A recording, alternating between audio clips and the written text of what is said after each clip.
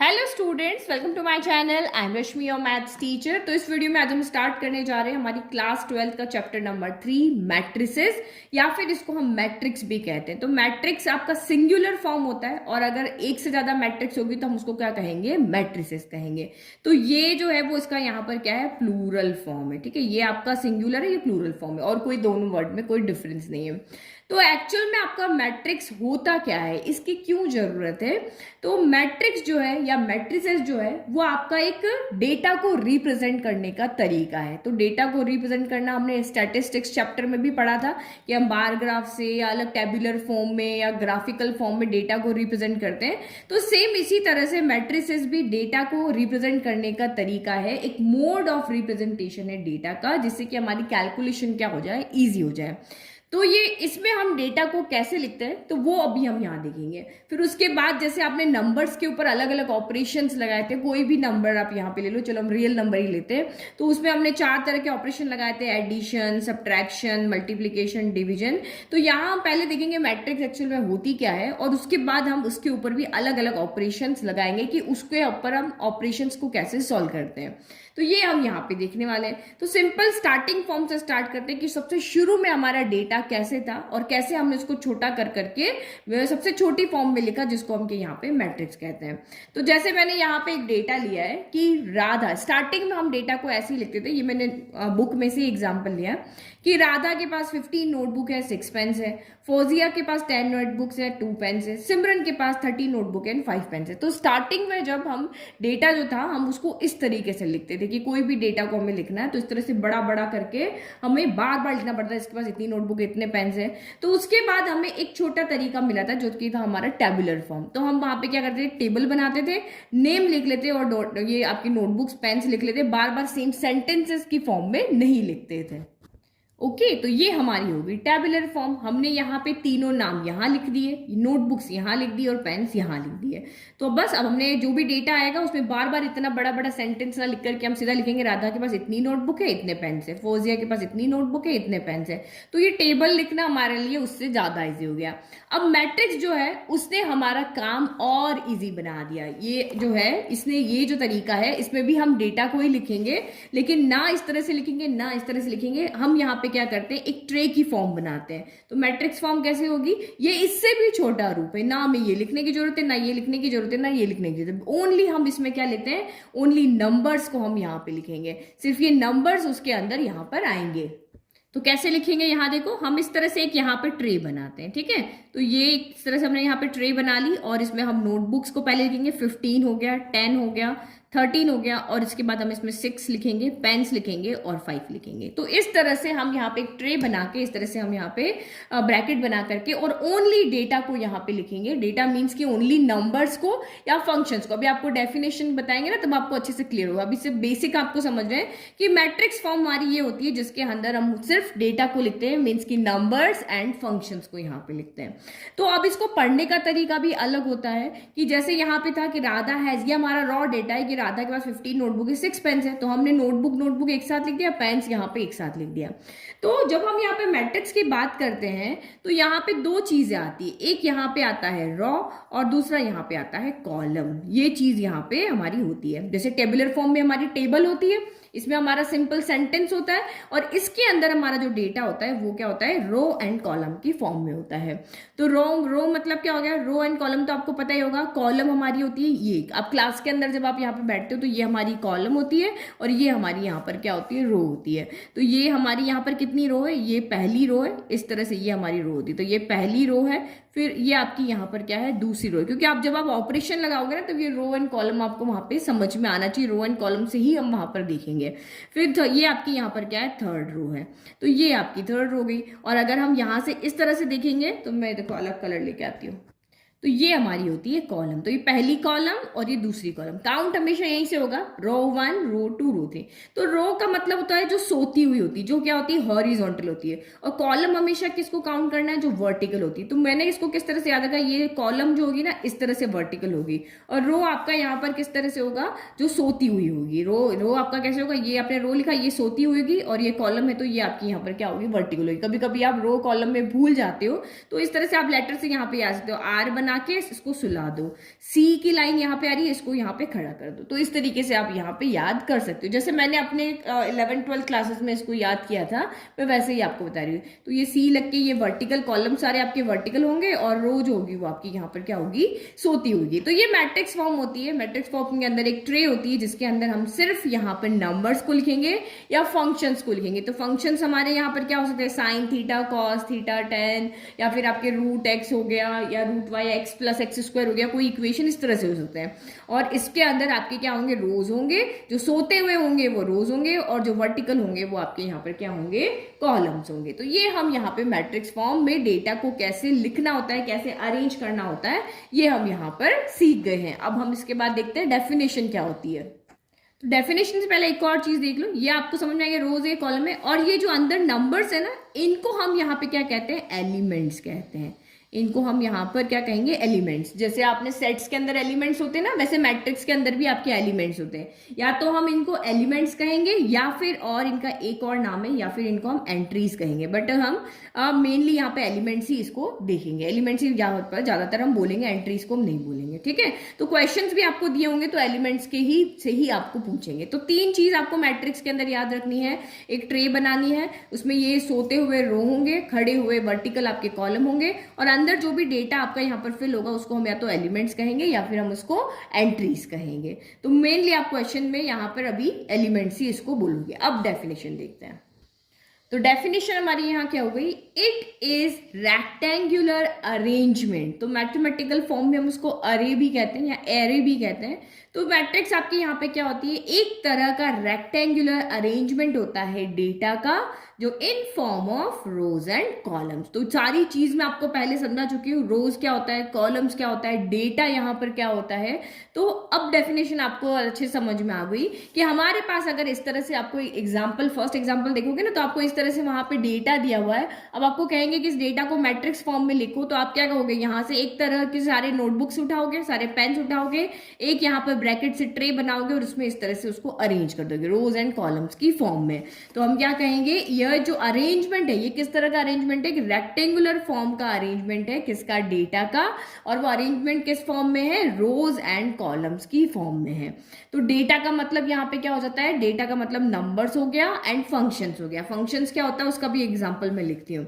फिर मैंने अभी आपको एलिमेंट्स की भी डेफिनेशन यहाँ पे लिख दी कि द नंबर एंड फ्रैक्शंस, जो भी नंबर्स एंड फ्रैक्शंस आप इसके अंदर फिल करोगे, फ्रैक्शन नहीं सॉरी फंक्शन, ठीक है। ये यहाँ पे स्पेलिंग गलत लिख दिया, यहाँ पे सही लिखा ना FU, ठीक है, इसको मैं सही करती हूँ, ठीक है। तो द नंबर एंड फंक्शंस, ये मैंने ठीक से लिख दिया, आर कॉल्ड द एलिमेंट्स और the entries of the matrix. तो ये मैट्रिक्स में जो भी आपने यहाँ पे डेटा फिल किया है उनको हम यहाँ पे एंट्रीज कहेंगे या फिर उनको हम यहाँ पे क्या कहेंगे, एलिमेंट्स कहेंगे। और इस मैट्रिक्स को हमेशा किसी न किसी कैपिटल लेटर से हम डिनोट करेंगे, चाहे वो A हो, B हो, A to Z में से कुछ भी हो, लेकिन हम we denote the matrix by capital letters. तो तीन चीज हमने सीखी। डेफिनेशन कोई याद करने की जरूरत नहीं है, हमने यहाँ पे पूरा जैसे समझ लिया, तो उसके अकॉर्डिंग हमने देख लिया कि एक रेक्टेंगुलर अरेंजमेंट होता है डेटा का in form of rose and columns, और जो डेटा आपने फिल किया वो नंबर एंड फंक्शंस होते हैं। एनी नंबर एंड फंक्शंस को हम यहाँ पे एलिमेंट्स कहते हैं या फिर हम उसको एंट्रीज कहते हैं, और मैट्रिक्स को हम हमेशा कैपिटल लेटर से डिनोट करते हैं। तो ये देखो मैंने कुछ एग्जाम्पल्स लिखे, जैसे ये है आपका जो यहाँ पे ए मैट्रिक्स, अगर आप यहाँ पे देखोगे तो यहाँ सारे क्या है, नंबर्स है, यहाँ भी आपके सारे क्या है, नंबर्स है, लेकिन ये आपका क्या है, इमेजिनरी नंबर है। लेकिन यहाँ अगर इस मैट्रिक्स में आप देखोगे तो ये सारे आपके यहाँ पे क्या है, फंक्शंस है। ये cos x, sin x + 2, tan x, x³, ये सारे आपके यहाँ पे क्या है, फंक्शंस है। तो इस तरह से हमारी मैट्रिक्स यहाँ पे हो सकती है। अब एक चीज आप यहाँ पे देखो, ये वाली मैट्रिक्स है, इसके अंदर कितनी रो है, तो रो में आप हमेशा याद रखो, रो मतलब लेटी हुई और कॉलम मतलब वर्टिकल वाली। तो यहाँ पर लेटे हुए कितने, ये एक पूरा सोया हुआ यानी हॉरिजॉन्टल है, ये भी आपका पूरा हॉरिजॉन्टल है, ये भी आपका पूरा हॉरिजॉन्टल है। तो इसमें तीन रो है, एक R1 है, एक R2 है और एक R3 है। और अगर हम कॉलम की बात करते तो इसमें वर्टिकल देखना है, तो ये एक हो गया और ये आपका यहाँ पर दूसरा हो गया, तो इसमें सिर्फ 2 कॉलम है, ठीक है। ये चीज अच्छे से समझना आगे, क्योंकि ऑर्डर ऑफ मैट्रिक्स हम यहाँ पे पढ़ रहे हैं। तो इसके अगर हम यहाँ पे बात करें तो यहाँ पर भी हमारे पास 3 रो है, एक रो ये हॉरिजॉन्टल, एक रो 1 हो गई, ये आपका हॉरिजॉन्टल यहाँ पे रो 2 हो गई, और ये हॉरिजॉन्टल आपकी यहाँ पर क्या हो गई, रो 3 हो गई। लेकिन अगर हम यहाँ वर्टिकल देखें तो ये आपका यहाँ पे एक कॉलम 1 हो गया, ये आपका यहाँ पर कॉलम 2 हो गया, और ये आपका यहाँ पर कॉलम 3 हो गया। और सेम अगर इसकी बात करें यहाँ पे, तो यहाँ पे हमें 2 रो दिख रही है, दो आपकी हॉरिजॉन्टल है, एक रो 1 है, एक रो 2 है, और ये आपकी यहाँ पर वर्टिकल है 1 2 और ये आपकी 3। तो यहाँ पे 3 कॉलम है, C1 है, C2 है, C3 है।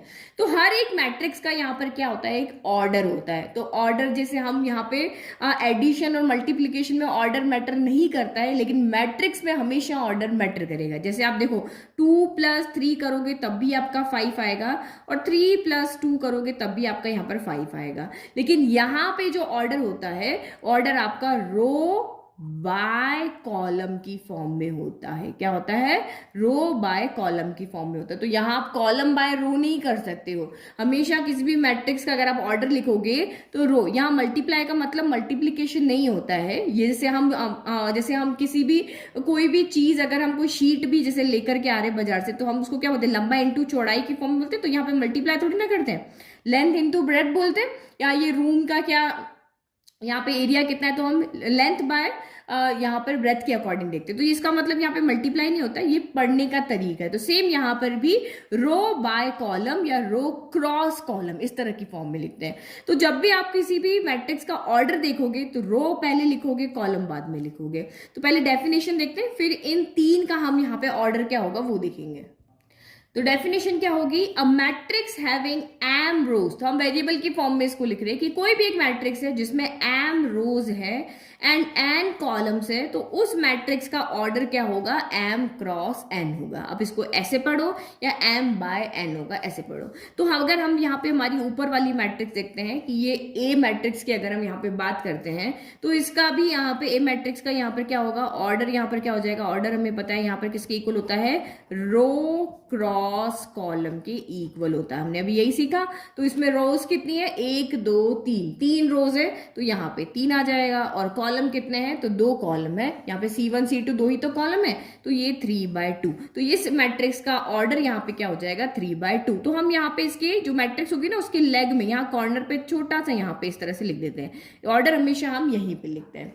अगर हम यहाँ पे बी मैट्रिक्स की बात करते हैं, तो बी मैट्रिक्स का यहाँ पर ऑर्डर क्या होगा, तो ऑर्डर यहाँ पे देखो 3 रो है एंड कॉलम भी 3 है, तो इसका मतलब इसका ऑर्डर हो जाएगा 3x3 हो जाएगा। तो यहाँ पे आप इसके लेग में छोटा सा लिख दो 3x3। और अगर हम सी वाली मैट्रिक्स के ऑर्डर की यहाँ पर बात करते हैं, तो इसमें कितने रो है, 2 रो है और 3 कॉलम है, तो इसका ऑर्डर यहाँ पे क्या हो जाएगा, 2x3। ठीक है, ये 3x2 है, ये 2x3। तो ऑर्डर यहाँ पे मैटर करता है, जो रो होगा वो पहले आएगा, कॉलम होगा वो यहाँ पर बाद में आएगा। तो आई होप आप ये चीज अच्छे से समझ गए हैं कि ऑर्डर हमेशा कैसे लिखना है। आप रोज मतलब जो यहाँ पे हॉरिजॉन्टल लाइंस कितनी बन रही है, हॉरिजॉन्टल बॉक्स बना लो। यहाँ पे हॉरिजॉन्टल 3 बॉक्स बन रहे हैं, और कॉलम कितने बन रहे हैं, तो वर्टिकल बॉक्स यहाँ पे ओनली 2 ही बन रहे हैं। तो रो इंटू कॉलम कर दो, या रो बाय कॉलम करके लिख दो, या आपका यहाँ पर ऑर्डर आ जाएगा।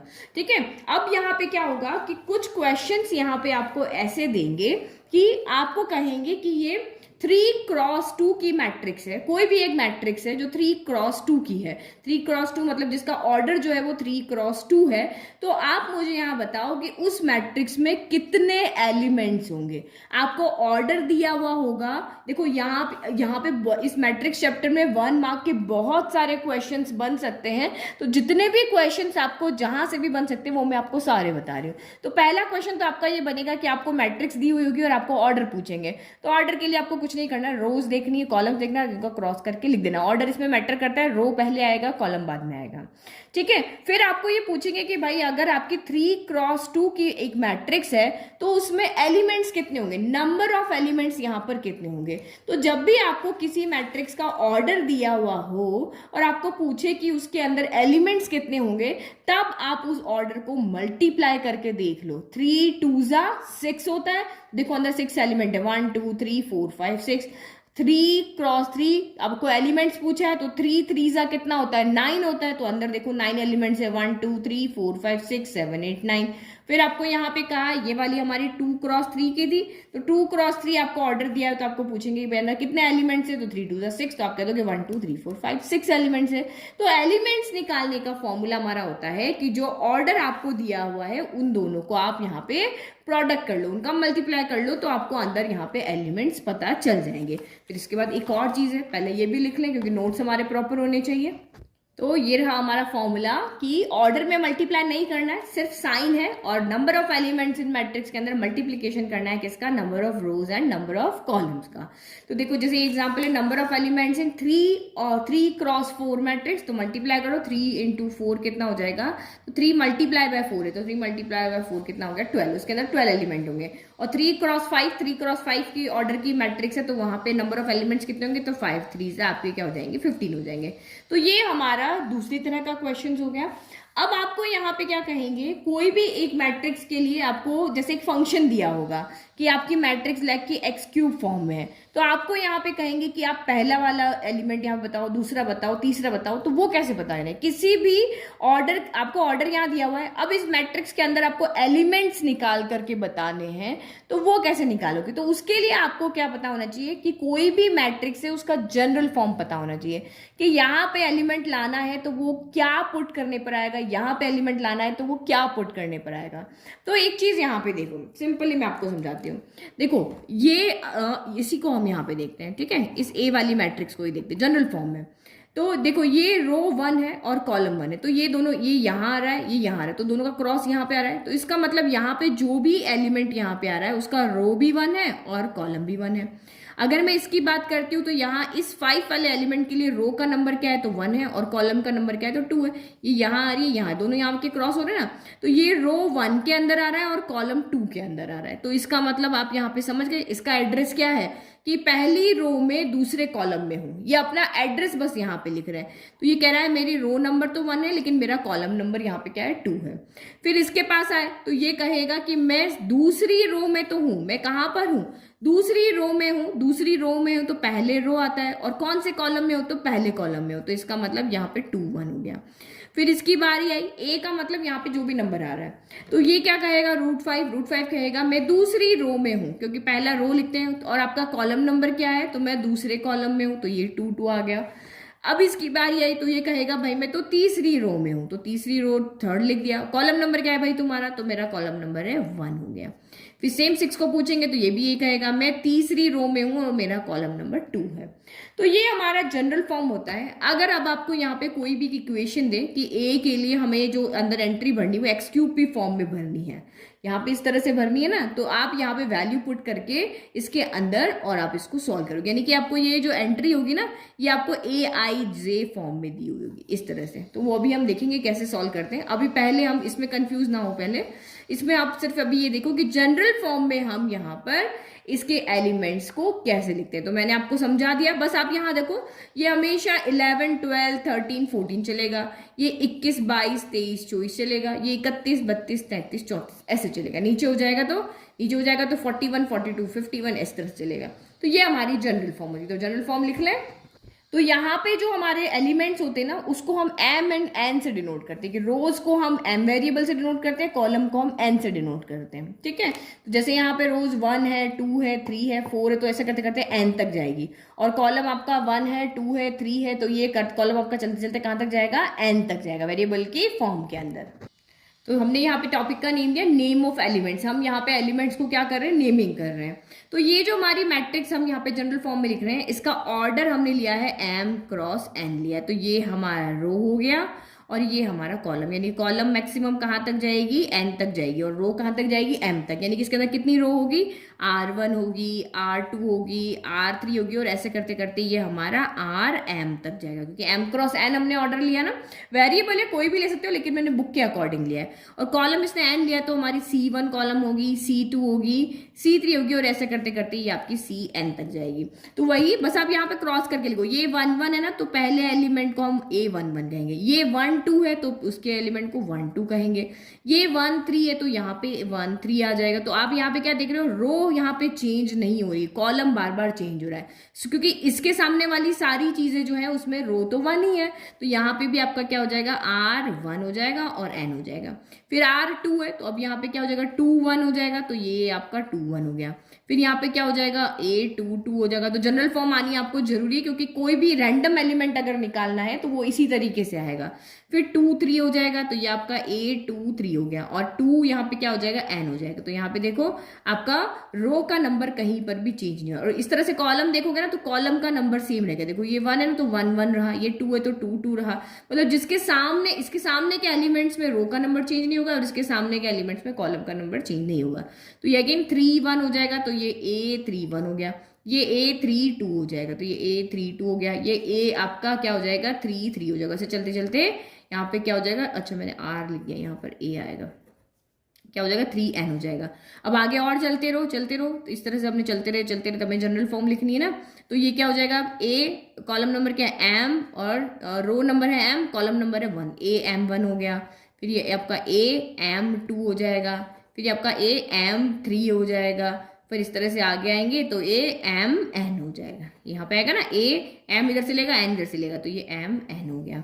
ठीक है, तो ये इस तरह से यहाँ पे हमारा जनरल फॉर्म हो गया। तो अब इसको इतना बड़ा ना लिख के एक जनरल फॉर्म को हम एक शॉर्ट वे में भी लिख सकते हैं। अब वो शॉर्ट वे आपका यहाँ पर क्या होगा कि हमारी जो यहाँ पर मैट्रिक्स है उसको हम यहाँ पे AIJ से डिनोट कर रहे हैं। किससे डिनोट कर रहे हैं, I कहाँ से आ रहा है, M से। अगर ये 1 1 है तो यहाँ पे I 1 है, यहाँ पे I 2 है, यहाँ I 2 है, क्योंकि I किसको रिप्रेजेंट कर रहा है, रो को, और J किसको रिप्रेजेंट कर रहा है, कॉलम को। ये मैट्रिक्स है, अंदर से यहाँ पे इसका ऑर्डर क्या है, M क्रॉस N है। तो यहाँ पे I की वैल्यू क्या कर सकती है, I की यहाँ पे मिनिमम वैल्यू क्या है, तो 1 है। तो I की वैल्यू यहाँ पे 1 के इक्वल भी हो सकती है और बड़ी भी हो सकती है। भाई R की जो वैल्यू, I यहाँ पे किसको रिप्रेजेंट कर रहा है, रो को रिप्रेजेंट कर रहा है। ये हमारा रो है और ये हमारा यहाँ पे क्या है, कॉलम है। तो इसका मतलब I जो है वो रो से आ रहा है, तो ये मिनिमम वैल्यू यहाँ पर क्या है, 1 1 के इक्वल भी हो सकता है, 1 से बड़ा भी हो सकता है, और कहाँ तक जाएगा, तो लेकिन एम्स के यहाँ पर क्या होना चाहिए, छोटा होना चाहिए। ठीक है, फिर J की बात करते हैं यहाँ पर। तो J यहाँ पर क्या होगा, 1 के इक्वल हो सकता है, ग्रेटर देन हो सकता है, बट लेस देन क्या होना चाहिए, यहाँ पर N होना चाहिए। और ये इक्वल भी हो सकते हैं क्योंकि M और N भी तो यहाँ पर आ रहे हैं ना, MN भी तो आ रहे हैं, तो ये भी इक्वल। जैसे 2 क्रॉस 3 है तो यहाँ पे आपका 2 क्रॉस 3 है, तो यानी कि 2 रो होगी, 3 कॉलम होंगे, तो ये इसके इस तरह से होगा। और MN यहाँ पे कहाँ से आएंगे, तो ये जो MN कहो या IJ करो, तो IJ जो है वो आपके यहाँ पे बिलोंग करेंगे कहाँ से, नेचुरल नंबर से। तो ये हमारी शॉर्ट तरीका है इसको लिखने का, इस तरह से भी आप इसको यहाँ पे लिख सकते हो। अब यहाँ पे जैसे किसको पढ़ोगे कैसे आप, जैसे मुझे कहा यहाँ पर कि A21 फाइंड करके बताओ, मुझे क्वेश्चन दिया है, मुझे AIJ यहाँ पे कोई भी इक्वेशन दी है और मुझे कहा A21 फाइंड करके दिखाओ। तो इसका मतलब A21 कहाँ है, A इन सेकेंड रो, 2 का मतलब यहाँ पे रो है ना, तो सेकेंड रो के अंदर आपको मिलेगा। एंड कॉलम कौन सा होगा, कॉलम के लिए इसको देखना है, तो और ये आपको फर्स्ट कॉलम में मिलेगा, यही होगा ना। तो ये सेकंड रो में मिलेगा और फर्स्ट कॉलम में मिलेगा।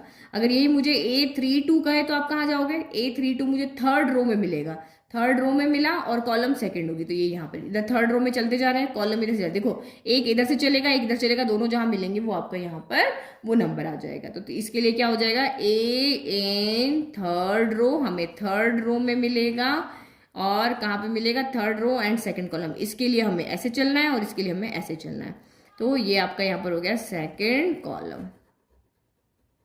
ठीक है, तो ये मुझे लगता है कि जनरल फॉर्म आपको बहुत अच्छी तरीके से समझ में आ गई। किसी भी एलिमेंट्स को कैसे हम नेमिंग करेंगे, उसकी जनरल फॉर्म यहाँ पर क्या है, तो ये भी बताना बहुत जरूरी है, क्योंकि अभी आपको इसके अंदर क्वेश्चन किस तरह से पूछेंगे वो भी दिखाती हूँ। देखो हाँ, यहाँ पे ये देखो इस तरह से क्वेश्चन आपको पूछेंगे, ये देखो यहाँ पे कंस्ट्रक्ट और 3x2 मैट्रिक्स, मतलब 3/2 यानी कि 3x2 ऑर्डर की आप एक मैट्रिक्स बनाओ जिसके एलिमेंट्स इस फॉर्म में आएंगे, AIJ = 1/2 modulus of I - 3J दिया हुआ है।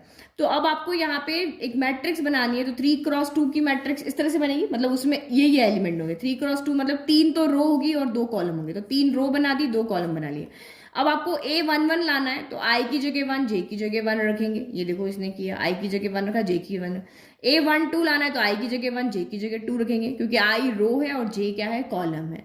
तो इस तरह से हम यहाँ वैल्यू पुट कर करके और हमारी पूरी मैट्रिक्स इस तरह से हम यहाँ पे बना लेंगे। तो ये भी हमारा अच्छा क्वेश्चन है जो एग्जाम में बहुत बार आ जाता है। नाउ नेक्स्ट टॉपिक है हमारा टाइप्स ऑफ मैट्रिक्स। भाई अब मैट्रिक्स तो हमने देख ली, भाई रोज होगा, कॉलम होगा, वहां पर ऑर्डर होगा, अंदर एलिमेंट्स होंगे, लेकिन अब कितनी तरह के यहाँ पर मैट्रिक्स होगी, तो वो सारा एलिमेंट्स के ऊपर यहाँ पर डिपेंड करेगा कि उस मैट्रिक्स के अंदर कितने एलिमेंट है। तो उस एलिमेंट की जितने एलिमेंट यहाँ पे होंगे, कोई मैट्रिक्स ऐसी होगी जिसमें ओनली रोज होगी, कोई ऐसी होगी जिसमें ओनली कॉलम्स होगी, तो उसकी एलिमेंट्स की पोजीशन के अकॉर्डिंग यहाँ पे हमारी मैट्रिक्स के अलग अलग नेम है। तो टोटल यहाँ पे हम 7 टाइप्स की मैट्रिक्स हमारे पास होती है। तो फर्स्ट मैट्रिक्स उसमें हमारे पास है, आप यहाँ पे देखो, रो मैट्रिक्स। तो फर्स्ट टाइप यहाँ पर हमारा क्या है, रो मैट्रिक्स। तो रो मैट्रिक्स आपको वर्ड से ही समझ में आ रहा है कि रो मैट्रिक्स वो होगी जिसमें सिर्फ क्या यहाँ पर क्या होगा, एक रो होगी। अगर कोई भी मैट्रिक्स ऐसी है जिसमें एक ही रो है, कॉलम चाहे कितने भी हो लेकिन रो वहां पर एक ही है, तो इसका मतलब उसको हम कहेंगे रो मैट्रिक्स। और दूसरी डेफिनेशन हमारी है कॉलम मैट्रिक्स। तो वो मैट्रिक्स जिसमें सिर्फ एक ही कॉलम होगा उसको हम कहेंगे यहाँ पे कॉलम मैट्रिक्स। तो रो मैट्रिक्स के एग्जाम्पल यहाँ पे क्या क्या होंगे, देखो। तो डेफिनेशन ये होगी, a matrix is said to be a row matrix if it has only one row. तो देखो बहुत सारे एग्जांपल लिख सकते हैं। एक रो हमें बनानी, तो मैं 1 लिख लिया, फिर 2 लिख लिया, 3 लिख लिया, तो रो 1 ही है भाई। इसमें कॉलम 3 है, C1 है, C2 है और C3 है, लेकिन रो आपकी यहाँ पर 1 ही है। फिर मैं यहाँ पे ऐसे भी बना सकती हूँ, मैं और एलिमेंट्स बढ़ा दूँ, 1 5 7 9 8। तो ये भी मेरी यहाँ पर क्या है, रो मैट्रिक्स है, क्योंकि इसमें रो तो 1 ही है लेकिन कॉलम 5 है, C1 C2 C3 C4 C5। मैं एक और एग्जांपल लिखती हूँ, यानी कि उसमें सिर्फ एक एलिमेंट यहाँ पे लिखती हूँ। तो इसमें कॉलम भी 1 है, रो भी 1 है, लेकिन रो 1 है, इसलिए ये आपकी क्या हो गई, रो मैट्रिक्स हो गई। तो जब भी रो मैट्रिक्स की बात आएगी, ये आपको 1 मार्क्स में बहुत बार पूछते हैं। इस तरह के छोटे छोटे क्वेश्चन इस चैप्टर में से बहुत सारे बनते हैं। तो रो मैट्रिक्स जिसमें रो एक ही रो होनी चाहिए। अब दूसरा देखो, कॉलम मैट्रिक्स। तो a matrix is said to be column if it has only 1 column. सिर्फ एक कॉलम हो। तो देखो यहाँ पे कॉलम तो एक ही है, ये एक ही मुझे यहाँ पे कॉलम दिख रहा है C1, और कोई कॉलम यहाँ पे है ही नहीं। इस तरह से वर्टिकल एक ही लाइन है ना, एक ही लाइन है, और रो यहाँ पे 2, एक R1 है, एक R2 है। इसमें भी आपका एक ही कॉलम है, लेकिन रो देखो कितनी, R1 भी है, R2 भी है, R3 भी है और R4 भी है। लेकिन इसमें कॉलम भी 1 है और रो भी 1 है। लेकिन हम ये जो आपका इस तरह से आएगा ना, जिसमें सिर्फ मैट्रिक्स में एक ही एलिमेंट हो, तो ये सभी तरह की होगी, वो 7 की 7 तरह की होगी। रो भी होगी, कॉलम भी होगी, और आगे जो भी आएगी ना वो सारी यहाँ पर होगी। तो थर्ड हम यहाँ पे देखेंगे स्क्वायर मैट्रिक्स। कौन सी मैट्रिक्स को हम यहाँ पे स्क्वायर मैट्रिक्स कहेंगे। तो स्क्वायर मैट्रिक्स यहाँ पे वर्ड से आप यहाँ पे याद रखो, स्क्वायर मतलब क्या होता है, जिसकी चारों साइड्स क्या होती है, इक्वल होती है। तो इक्वल से ही यहाँ पे, क्योंकि एक मैट्रिक्स में क्या होता है, रोज होते हैं, कॉलम्स होते हैं, तो बस ये इक्वल से आप यहाँ पे याद रखो कि अ मैट्रिक्स जिसके अंदर number of rose number of columns के अगर इक्वल है, तो उस मैट्रिक्स को हम स्क्वायर मैट्रिक्स कहते हैं। जैसे यहाँ पर अगर आप देखोगे, अगर मैं ये ऊपर जो मैंने 3 मैट्रिक्स यहाँ पे लिखी है, तो इसका यहाँ पे ऑर्डर क्या है, मतलब ऑर्डर क्या होना चाहिए, सेम होना चाहिए, 2x2 3x3 4x4, इस तरह से यहाँ पर होना चाहिए। तो ये देखो, जैसे हमने यहाँ पे एग्जांपल लिखे थे ना मैट्रिक्स के, तो ये देखो, ये 3x2 यानी 3x2 है। तो नंबर ऑफ रोज और नंबर ऑफ कॉलम्स अलग अलग है। रोज कितनी है 3, कॉलम कितने हैं 2, तो ये स्क्वायर मैट्रिक्स नहीं है। लेकिन यहाँ पे अगर आप देखोगे तो नंबर ऑफ रोज जितने हैं उतने ही नंबर ऑफ कॉलम्स है, तो ये आपकी यहाँ पर क्या है, स्क्वायर मैट्रिक्स है। तो हम अगर यहाँ पे जनरल फॉर्म में हम जब लिखते हैं, तो रोज को हम m से और कॉलम को हम n से डिफाइन करते हैं ना, m एंड n से डिफाइन करते हैं, ये रोज होते हैं, कॉलम्स होते हैं। तो जब आपका m इक्वल टू n हो जाता है, तो उस मैट्रिक्स को हम यहाँ पे क्या कहते हैं, स्क्वायर मैट्रिक्स कहते हैं। तो ये डेफिनेशन आप अच्छे से याद रखना कि स्क्वायर मैट्रिक्स का मतलब होता है कि जहां पर नंबर ऑफ रोज जो है वो नंबर ऑफ कॉलम्स के क्या होने चाहिए, इक्वल होने चाहिए। तो जो भी मैट्रिक्स ऐसी आपको दिखे जिसमें रोज और कॉलम्स इक्वल है, तो उसको हम यहाँ पे स्क्वायर मैट्रिक्स कहेंगे। ठीक है, तो ये मैंने यहाँ पे 3 एग्जाम्पल ली। इस वाली मैट्रिक्स में नंबर ऑफ रोज भी 1 है और कॉलम्स भी 1 है। इसमें रोज आपके 2 हैं और कॉलम भी 2 है, तो 2x2 हो गया। यहाँ पे रोज आपके 3 है और कॉलम भी आपके 3 है, तो 3x3 हो गया। तो इस तरह की मैट्रिक्स को हम क्या कहेंगे, स्क्वायर मैट्रिक्स कहेंगे। अब इसके बाद आपके 4th डेफिनेशन है यहाँ पर डायगोनल मैट्रिक्स। तो डायगोनल मैट्रिक्स क्या होता है, A square matrix is said to be a diagonal matrix if all its non-diagonal elements are zero.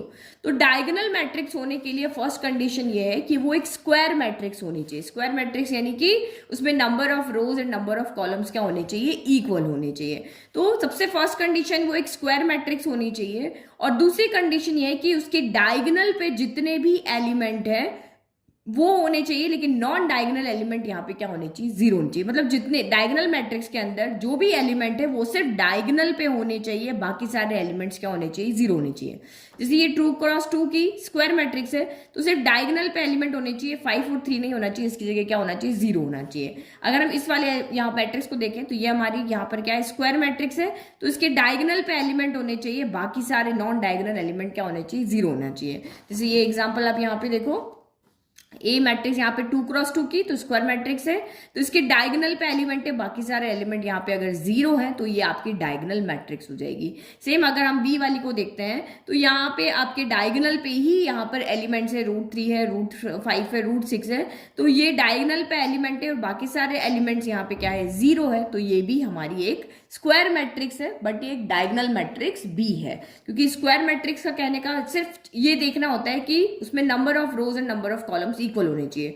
तो ये हमारी स्क्वायर मैट्रिक्स भी है और डायगोनल मैट्रिक्स भी है, क्योंकि इसके सिर्फ डायगोनल पे एलिमेंट है और बाकी कहीं पर भी इसके एलिमेंट नहीं, बाकी सारे एलिमेंट्स यहाँ पे क्या है, जीरो है. चलो इसके बाद हमारी जो फिफ्थ डेफिनेशन आती है वो है स्केलर मैट्रिक्स. स्केलर मैट्रिक्स यहाँ पे का मतलब होता है कि वो डायगोनल मैट्रिक्स जिसके डायगोनल पे जो भी एलिमेंट है अगर वो सारे इक्वल हैं, अगर ये √3 है तो ये भी √3 है, ये भी √3 है, अगर ये -1 है तो ये भी -1 है, तो डायगोनल पे जितने भी एलिमेंट है अगर वो इक्वल है तो हम उसको क्या बोलते हैं, स्केलर मैट्रिक्स कहते हैं.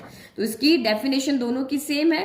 डायगोनल मैट्रिक्स में डायगोनल पे एलिमेंट्स होते हैं बट वो डिफरेंट होते हैं. स्केलर मैट्रिक्स में आपके डायगोनल पे ही एलिमेंट होंगे लेकिन वो सारे इक्वल होंगे. तो a diagonal matrix is said to be a scalar matrix if its diagonal elements are equal. जैसे अगर मुझे यहाँ पे ए को लिखना होता तो ये मेरे यहाँ -1 है, ये 0, ये 0 और ये -1, तो यानी कि जो हमारा डायगोनल पे जो भी एलिमेंट है वो यहाँ पर क्या है, इक्वल है. ये हमारा डायगोनल के एलिमेंट है, दोनों इक्वल है, तो ये हमारी यहाँ पे क्या हो जाएगी, एक स्क्वायर मैट्रिक्स, तो स्केलर मैट्रिक्स. तो ये एक स्क्वायर मैट्रिक्स भी है क्योंकि यहाँ पे number of rose number of column equal है. ये डायगोनल मैट्रिक्स भी है क्योंकि इसके अंदर सिर्फ डायगोनल पे एलिमेंट है, बाकी सारे जीरो है. और एक स्केलर मैट्रिक्स भी है क्योंकि इसके यहाँ पे डायगोनल पे जो भी एलिमेंट है वो सारे क्या है, इक्वल है.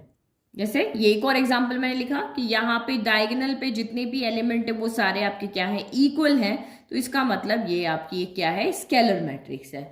डायगोनल पे जितने भी एलिमेंट है सारे इक्वल है ना, बाकी सारे तो जीरो है, तो ये डायगोनल मैट्रिक्स तो है, लेकिन डायगोनल पे जितने भी एलिमेंट है वो सारे इक्वल है, इसलिए हम इसको स्केलर मैट्रिक्स कहेंगे. नाउ नेक्स्ट डेफिनेशन हमारी यहाँ पर होती है आइडेंटिटी मैट्रिक्स. कौन सी मैट्रिक्स है जिसको आइडेंटिटी मैट्रिक्स कहेंगे, तो ये 1 मार्क्स में आपको डेफिनेशन पूछेंगे तो बहुत अच्छे से याद रखना. रो मैट्रिक्स जिसमें ओनली रो हो, कॉलम मैट्रिक्स जिसमें ओनली एक कॉलम हो. रो मैट्रिक्स में एक रो होनी चाहिए, कॉलम मैट्रिक्स में जिसमें एक कॉलम हो. स्क्वायर मैट्रिक्स जिसमें रो एंड कॉलम क्या होते हैं, इक्वल होते हैं. डायगोनल मैट्रिक्स जिसमें डायगोनल पर ही एलिमेंट होंगे, बाकी सारे एलिमेंट जीरो होंगे. स्केलर मैट्रिक्स तो वो होनी तो डायगोनल मैट्रिक्स चाहिए, लेकिन डायगोनल पे सारे एलिमेंट्स क्या होने चाहिए, इक्वल होने चाहिए. अब नाउ हमारी 6th डेफिनेशन है आइडेंटिटी और लास्ट डेफिनेशन है हमारी जीरो.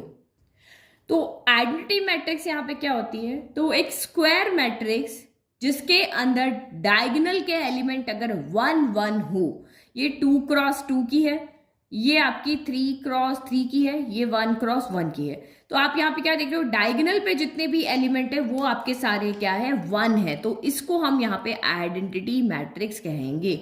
ये देखो सारे डायगोनल के एलिमेंट क्या है, तो एक ही है ना, तो ये तो एक ही हो गया. तो डायगोनल पे अगर सारे ही एलिमेंट 1 आ जाते हैं तो उसको हम क्या कहेंगे, आइडेंटिटी मैट्रिक्स कहेंगे. तो ये जो 1 क्रॉस 1 की जो मैं मैट्रिक्स यहाँ पे ले रही हूँ ना, 1 लेकर के, ये एक्चुअल में सभी है. ये आपकी रो मैट्रिक्स भी है, कॉलम मैट्रिक्स भी है, ये आपकी यहाँ पर स्क्वायर मैट्रिक्स भी है. स्क्वायर मैट्रिक्स में मैंने लिखा, अगर मैं इसको यहाँ पे लिखूँ तो ये आपकी एक डायगोनल मैट्रिक्स भी है क्योंकि एक ही एलिमेंट है. और स्केलर मैट्रिक्स भी आप यहाँ पे लिख सकते हो क्योंकि एक एलिमेंट यहाँ पे, ठीक है. तो ये हमारी स्केलर मैट्रिक्स भी है. स्केलर मैट्रिक्स में क्या कहते हैं कि डायगोनल पे ही एलिमेंट होने चाहिए, इक्वल होने चाहिए, तो भाई एक ही बात है. तो ये ऐसी है जो सब है, सारे के सारे रूल ये यहाँ पर फॉलो कर रही है. तो ये हमारी यहाँ पर क्या हो गई, आइडेंटिटी मैट्रिक्स. अब हम यहाँ पे देखते हैं हमारी लास्ट मैट्रिक्स है जीरो मैट्रिक्स. तो जीरो मैट्रिक्स किसको कहेंगे, वो मैट्रिक्स। तो यहाँ पे ध्यान देना है कि ये कोई स्क्वायर मैट्रिक्स नहीं है। अभी हमने ऊपर जो भी डेफिनेशन पढ़ी थी ना स्क्वायर मैट्रिक्स के बाद में, हमने स्क्वायर मैट्रिक्स के बाद में पढ़ा था डायगोनल। तो डायगोनल मैट्रिक्स भी आपकी क्या होनी चाहिए, स्क्वायर होनी चाहिए। स्केलर भी आपकी स्क्वायर होनी चाहिए। आइडेंटिटी भी आपकी यहाँ पर क्या होनी चाहिए, स्क्वायर होनी चाहिए। लेकिन जीरो मैट्रिक्स में ऐसा कुछ नहीं है कि उनका ऑर्डर सेम हो। ये आपका यहाँ पर 1x1 है, यहाँ पे क्या है आपका 2x2 है, लेकिन यहाँ पे आप देखोगे तो 2x3 है। तो वो मैट्रिक्स, सिंपल मैट्रिक्स जिसके सारे एलिमेंट जीरो हो, उस मैट्रिक्स को हम जीरो मैट्रिक्स भी कहते हैं, या फिर हम उसको नल मैट्रिक्स भी कहते हैं। या आप उसको जीरो मैट्रिक्स भी कह सकते हो और नल मैट्रिक्स भी कह सकते हो अगर उसके सारे एलिमेंट्स क्या है, जीरो है। और इसको हम जीरो मैट्रिक्स को हम ओ से डिनोट करते हैं। किससे डिनोट करते हैं, ओ से डिनोट करते हैं। तो ये हमारी यहां पर हो जाती है 7 तरह की मैट्रिक्स। तो जैसे हमने एक सिंपल मैट्रिक्स जो थी उसको जनरल फॉर्म में हमने लिख करके देखा था इस तरीके से, ये हमने जनरल फॉर्म लिखा था ना कि ये इस तरह से भी लिख सकते हैं, इस तरह से भी लिख सकते हैं। वैसे ही इन जो ऊपर की जीरो मैट्रिक्स को छोड़ करके बाकी की जितनी मैट्रिक्स है उसको भी हम जनरल फॉर्म में यहाँ पर लिख सकते हैं। अब कैसे लिखते हैं वो भी देखो, क्योंकि सिंपल डेफिनेशन आपने समझ लिया। अब आप ये जो छोटा फॉर्म है उसको भी यहाँ पर देख लो। एग्जाम में नहीं पूछते बट आपको समझ में सारी चीज आनी चाहिए। तो जो फर्स्ट वाली मैट्रिक्स हमारी थी रो मैट्रिक्स, ठीक है। तो रो मैट्रिक्स को कैसे लिखेंगे, उसके लिए आपको ये पता होना चाहिए कि A इक्वल टू ए आई जे, ये हमारे एलिमेंट होते हैं। आई रो से आते हैं और जे आपके कॉलम से आते हैं। तो M क्रॉस N यहाँ पे आपका चेंज होगा। तो हमने रो मैट्रिक्स जब लिखी थी तो हमने क्या देखा था कि सभी जगह रो आपकी यहाँ पर क्या थी, 1 थी। तो अगर मैं इस वाली मैट्रिक्स का ऑर्डर लिखती हूँ तो ये 1 क्रॉस कितना है, 3 है। यही है ना भाई, रो तो हमारी एक ही है, कॉलम हमारे 3 थे। इसकी अगर हम बात करें तो रो एक ही है, कॉलम कितने 5, तो 1 क्रॉस 5 है। और इसमें क्या है 1 क्रॉस 1 है। तो आप यहाँ पे क्या देख रहे हो, रो हमेशा एक जैसी रह रही है, 1 ही रह रही है, लेकिन कॉलम चेंज होते रह रहे हैं। तो इसका मतलब ये M यहाँ पर 1 ही रहेगा और N यहाँ पर जो आपकी वैल्यू है वो आएगी। 1 है तो 1 आएगा, 2 है तो 2 आएगा, 3 है तो 3, 5 है तो 5 आएगा। तो ये हमारी जनरल फॉर्म यहाँ पर होगी। तो रो मैट्रिक्स का क्या ऑर्डर हो जाएगा हमारा, 1 क्रॉस n हो जाएगा। नेक्स्ट अब हम यहाँ पे कॉलम मैट्रिक्स के पास आते हैं। तो इसका अगर हम जनरल फॉर्म लिखते हैं तो कैपिटल A इक्वल टू वही A I J हो जाएगा और वही M क्रॉस n है। तो आप यहाँ पे देखो जब कॉलम की बात होती है तो रो जो है वो हमारा चेंज होगा, लेकिन कॉलम हमेशा क्या होगा, 1 रहेगा। तो ये जैसे देखो 2 क्रॉस 1 की मैट्रिक्स है, ये इसका ऑर्डर है। अगर मैं इसकी बात करते तो यहाँ पे क्या हो जाएगा, रो हमारी यहाँ पर कितनी है, 4 है, लेकिन कॉलम एक ही है। सेम ये 1 क्रॉस 1 की है। तो आप यहाँ पे क्या देख रहे हो, कॉलम हमारा यहाँ पर सेम रह रहा है, लेकिन रो हमारी क्या होती जा रही है, चेंज होती जा रही है। तो इसका मतलब हमारा यहाँ पे M तो M ही रहेगा, लेकिन कॉलम हमारी यहाँ पे क्या हो जाएगी, 1 हो जाएगी। तो रो तो हमारी M हो गई और कॉलम हमारा 1 हो गया। तो उसी से देखकर हम आइडिया लगा रहे हैं। अब स्क्वायर मैट्रिक्स तो आपको सिंपल से पता है कि इसमें M इक्वल टू आपका क्या हो जाता है, N हो जाता है। तो हम यहाँ पे A इक्वल टू क्या लिख देंगे, कैपिटल A इक्वल टू वही स्मॉल a I J, और ये आपका क्या हो जाएगा, M क्रॉस M लिख दो, चाहे N क्रॉस N लिख दो, कुछ भी इसमें लिख सकते हैं। फिर डायगोनल मैट्रिक्स आप यहाँ पे देखो। तो डायगोनल मैट्रिक्स के लिए मैंने आपको क्या कहा था कि यहाँ पे जो डायगोनल पे एलिमेंट है वहां पे आप डायगोनल पे एलिमेंट होंगे, बाकी सारे एलिमेंट आपके जीरो होंगे। तो डायगोनल पे जो भी एलिमेंट आ रहे हैं तो उसको हम कैसे देखते हैं कि ये आपका देखो यहाँ पे डायगोनल है। तो यहाँ पे आप देख रहे हो क्या हो रहा है, सब सेम है, 1 1 है, 2 2 है, 3 3 है, 4 4 है, 5 5 है, 6 है। तो आप यहाँ पे इसको इस तरह से लिख दोगे कि जब नॉट इक्वल होगा, जब आई जे के नॉट इक्वल है, यहाँ पे देखो ए आई जे इक्वल टू 0 होगा। कब 0 होगा, जब I is not equal to जे है। तो हमारी जनरल फॉर्म में हम यहाँ पे क्या लिखेंगे कि A equal to A I J, M cross N का एम क्रॉस एन ही रहेगा, लेकिन हमने कहा कि ए आई जे जो है वो हमारा 0 हो जाए। कब 0 होगा, जब आई जे के इक्वल नहीं होगा। तो जब देखो इक्वल है तब तो ये 0 नहीं होगा, 1 1 पे नहीं होगा, 2 2 पे नहीं होगा, 3 3 पे नहीं होगा। बट नॉट इक्वल, 1 2 के इक्वल नहीं है, 1 3 के इक्वल नहीं है, 2 3 के इक्वल नहीं है। तो नॉट इक्वल पे ये आपका यहाँ पर क्या हो जाएगा, 0 हो जाएगा। तो इस तरह से हम लिखेंगे। अब स्केलर मैट्रिक्स के लिए आप यहाँ पे क्या लिखोगे, तो स्केलर मैट्रिक्स के लिए भी हम इसी तरीके से लिखेंगे। तो यहाँ पे हमने सेम लिखा कि A equal to A I J M cross n होगा। अब हमें पता है कि स्केलर मैट्रिक्स कब होती है, जब डायगोनल के एलिमेंट क्या होने चाहिए, सेम होने चाहिए। तो पहले हमने लिखा कि 0 कब होगा, जब I is not equal to J है तो ए आई जे आपका 0 होना चाहिए। और जब I इक्वल टू J है तो आपका हमने K लिख दिया। K लिखने का मतलब कोई भी एक कॉन्स्टेंट नंबर होना चाहिए। AI जब ये दोनों I एंड J इक्वल है, A11 A22 A33, जब आपका I एंड J यहाँ पर इक्वल होगा तो डायगोनल पे कोई एक कॉन्स्टेंट नंबर आएगा। K यहाँ पे किसको डिनोट कर रहा है, कांस्टेंट नंबर को डिनोट कर रहा है। और जब नॉट इक्वल है तो ए आई जे आपका क्या होना चाहिए, 0 आना चाहिए। नाउ लास्ट वाला हमारा यहाँ पे देखो आइडेंटिटी वाला। तो यहाँ पे भी हमने सेम लिख दिया कि A equal to A I J M cross n, जैसे पुरानी अभी डेफिनेशन हमने देखी थी स्केलर वाली, वही कि 1 कब होगा, जब I equal to J, A11 A22 A33 पे आपका 1 हो जाएगा और I is not equal to J पे आपका क्या हो जाएगा, 0 हो जाएगा। और 0 मैट्रिक्स में तो सारे की सारे ही आपके क्या है, 0 है। ठीक है, तो इसके लिए हम जनरल फॉर्म लिखने की जरूरत नहीं है। अब एक चीज और हमारी यहाँ पे रह रही है, उसके बाद हमारा इंट्रोडक्शन हो जाएगा खत्म। तो लास्ट टॉपिक हमारा इक्वलिटी ऑफ मैट्रिसेस। कोई भी दो मैट्रिक्स को हम यहाँ पे कंपेयर करेंगे और हम कहेंगे कि वो इक्वल है। तो इक्वल हम उनको कब कह सकते हैं, तो जैसे देखो किसी भी दो मैट्रिक्स को इक्वल होने के लिए दो कंडीशन होती है। जैसे मैंने ए यहाँ पे कोई मैट्रिक्स ले ली और बी यहाँ पे कोई मैंने मैट्रिक्स ले ली, ठीक है, कोई भी मैट्रिक्स ले ली। अब ये दो मैट्रिक्स कब इक्वल हो सकती है, तो फर्स्ट कंडीशन यहाँ पे ये कहा है कि दोनों का ऑर्डर सेम होना चाहिए। क्या होना चाहिए, दोनों का ऑर्डर सेम होना चाहिए। अगर ये 2x3 की है तो ये भी आपकी 2x3 की ही होनी चाहिए। तो दो मैट्रिक्स को अगर आपको चेक करना हो कि भाई आप चेक करके बताओ ये इक्वल है या नहीं है, इसमें इक्वलिटी है या नहीं है, तो पहली चीज आप यहाँ पे क्या चेक करोगे कि दोनों का ऑर्डर सेम होना चाहिए। ये 2x3 की तो ये भी 2x3 की होनी चाहिए, ये 5x2 की तो ये भी 5x2 की होनी चाहिए। फिर दूसरी चीज आप यहाँ पे चेक करो, भाई हमने देख लिया भाई ऑर्डर तो हमारा सेम है। अब दूसरी चीज यहाँ पे क्या देखनी चाहिए कि एलिमेंट्स भी आपके सेम होने चाहिए। एलिमेंट्स आर ऑल्सो सेम, तो ऑर्डर भी सेम, एलिमेंट्स भी सेम, मतलब ये इसकी कॉपी होनी चाहिए। अब ये मिरर के सामने खड़ी तो अपने आप को देखे वो। यहाँ 1, अगर मैं 2x3 की यहाँ पे लेती हूँ तो 1 5 6 अगर यहाँ पर है तो यहाँ भी 1 5 6 होना चाहिए। अगर ये 10 6 9 अगर मैंने लिया तो यहाँ भी 10 6 9 ही होना चाहिए। तो सेम तो आपको दिख गई ना भाई, इन दोनों में क्या डिफरेंस है, दोनों एक जैसी है। जब एक जैसी होगी तभी वो इक्वल होगी, अदरवाइज वो इक्वल यहाँ पर नहीं होगी। तो अगर सिंपल फॉर्म में अगर आप इसको डेफिनेशन की फॉर्म में आप लिखो तो अगर ये मैट्रिक्स है इसको हम अगर ए आई जे से डिनोट कर रहे हैं और उसको अगर हम बी आई जे से डिनोट कर रहे हैं तो ए आई जे जो है वो बी आई जे के क्या होना चाहिए, इक्वल होना चाहिए। ऑर्डर सेम होना चाहिए, एलिमेंट्स भी सेम होने चाहिए, तभी वो मैट्रिसेस आपकी क्या होगी यहाँ पर इक्वल कहलाएगी। तो बस अब इसको लिख लें ताकि हमारा 3.1 का पूरा इंट्रोडक्शन हो जाए खत्म।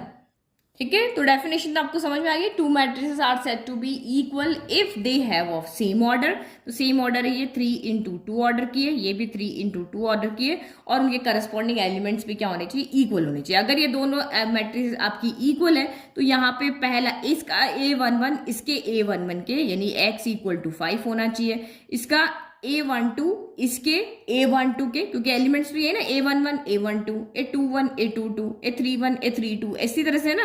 तो ये यहाँ पर A जो है वो किसके इक्वल होना चाहिए, 6 के, फिर Y 9 के इक्वल होना चाहिए और आपका ये जो B है वो आपका 10 के इक्वल होना चाहिए। तो ऐसे आपको वेरिएबल इसी तरह से दिए होंगे और आपको वैल्यू पूछेंगे कि दो मैट्रिसेस आपकी इक्वल है तो बताओ इसमें से X क्या है Y क्या है, ऐसे ही पूछेंगे। तो Z किसके इक्वल हो जाएगा, आपके 11 के, और C किसके इक्वल हो जाएगा, तो आपके 13 के। तो इस तरह से हमारे यहाँ पर क्वेश्चंस आएंगे। तो ये हमारा पूरा इंट्रोडक्शन हो गया। अब आप चाहो तो पूरी एक्सरसाइज आप खुद बैठ के सॉल्व कर सकते हो बिना मेरी हेल्प लिए, क्योंकि यही हमारा बेसिक था और इसी से रिलेटेड हमारी बहुत सिंपल सी एक्सरसाइज है जिसको आप इजीली सॉल्व कर सकते हो। तो इसके अगर आपको नोट्स चाहिए तो लिंक डिस्क्रिप्शन में दिया है, वहां से आप नोट्स को फ्री में डाउनलोड कर सकते हो। Thank you.